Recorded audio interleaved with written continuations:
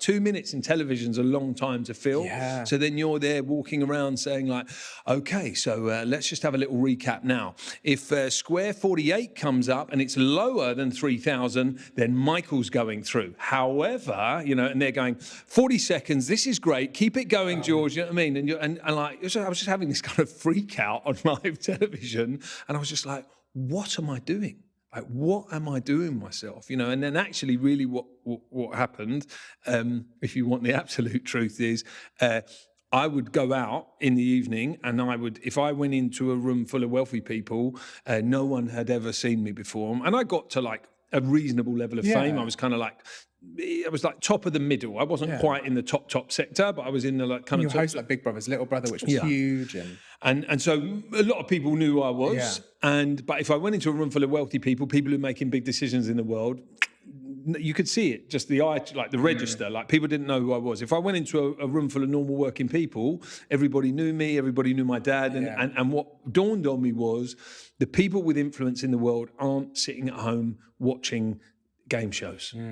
They're out carving the world up for themselves. And so all of a sudden, I felt like I was complicit in selling distraction to a bunch of people who don't need distraction. And actually, if you're lucky enough to have a voice and you're lucky enough to be able to create, you know, kind of attention and energy and interest, you should be trying to utilize your powers to do good things rather than just be complicit in some nonsense that is not pushing things forward. So then you took a big break. You just basically... So then I renounced all worldly goods, had a proper eat, pray, love, went off to the East, kind of disappeared for a couple of years, was ready just about with all my kind of like with George 2.0, all my downloads to come back into the UK and like, you know, try and figure out what the new me looked like. And just as I was heading back, I thought, you know what, I might just have one last hurrah.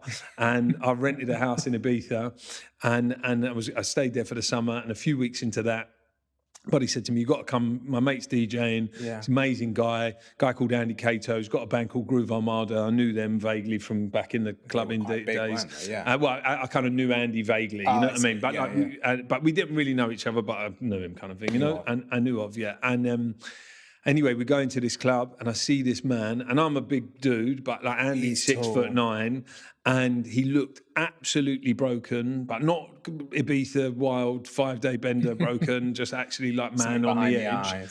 And I went over to him and I was like, "Are you okay?" And he said, "Not really."